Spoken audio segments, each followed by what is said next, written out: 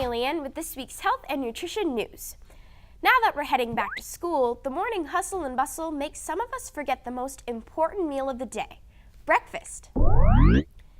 Don't worry, getting a proper breakfast is not as hard as it seems. You just need to remember to include two important things, protein and carbohydrates. See, proteins keep our bodies feeling fuller for a longer period of time, so instead of thinking about a growling tummy, you will be focused on your teacher. Great sources of protein that are low in fat and time-friendly include Greek yogurt, hard-boiled eggs, and peanut butter. Carbohydrates are complex chains of sugars, and they are one of the body's three main sources of energy.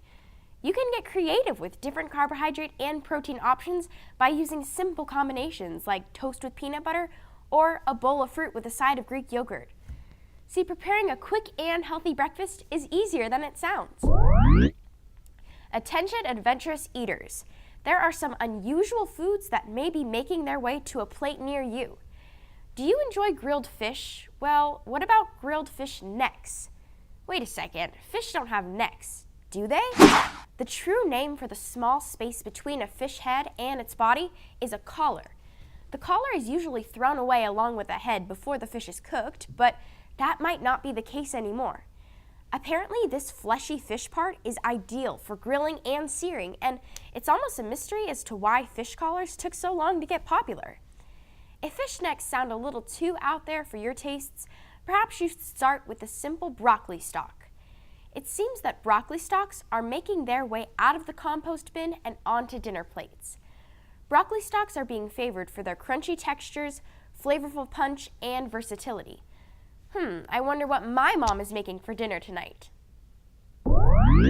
It's not uncommon to see kids in elementary school using their fingers to add numbers or hear them chanting out sequences to complete multiplication problems. However, these practices become less common as students advance to complex math classes. And according to new research, it's because their brains reorganize to become more math efficient. Researchers presented a group of 28 students who were 7 to 9 years old with math problems in two different scenarios. In one condition, students were placed inside of a brain scanning device known as an MRI machine where they had to mentally solve math problems that flashed in front of their eyes. In the second situation, the children were seated in front of a scientist who carefully watched for finger counting and moving lips as the youngsters solved simple equations. The researchers then tested the group again about 1 year later, and the results were quite interesting. It turns out that as the kids got older, they relied less on problem-solving skills and more on their memories to find the answers. Their brains showed less activity in the regions of the brain that are associated with problem-solving and relied more on their hippocampus, which is essentially our memory center. Not only could the matured group come up with answers faster, they were more likely to be accurate.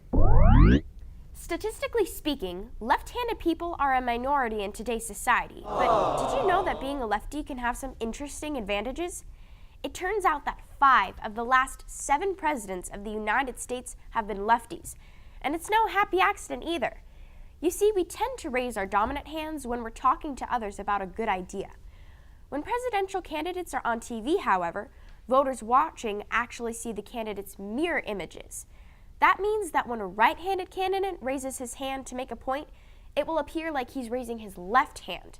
And when a left-handed candidate shakes his left hand, the viewers perceive it as his right hand. This means that subconsciously, the voters will interpret the left-handed movements as good and the right-handed movements as bad. That's not all, though.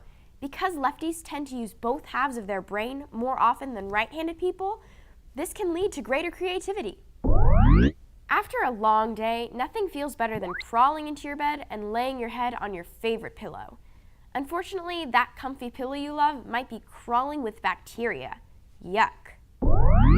As we lay our heads to rest on the same pillow night after night, things like sweat, dead skin cells, drool, dirt, and oil accumulate inside of the feathery headrest. Not only can this messy concoction lead to some serious acne problems, it's also the perfect host for dust mites, tiny bugs that are a part of the spider family. These little critters just love to make themselves at home in the dirt mess of inside of pillows, and this can be very dangerous because 2/3 of people with allergies tend to be allergic to dust mites. If you want to stay away from these icky creatures, it's important to replace or wash your pillow every 6 months. Biting your fingernails is considered a bad habit, but did you ever stop and wonder why? Well, biting your nails can have serious effects on your health and your teeth. Our hands and nails get covered in germs as we go through our daily lives, so putting those germ-covered digits in our mouths is bad news. People who bite their nails are more likely to catch colds and other viruses. Plus, chewing on the skin around your nails can cause the area to become infected, which may lead to losing your entire nail forever. Nail biting is also bad for your teeth, shifting them out of place and destroying the protective layer of tooth enamel. Most people bite their nails as a nervous habit, so try finding another way to release your tension. Putting a loose rubber band around your wrist and playing with it when you get anxious may be all you need to kick this bad habit to the curb once and for all.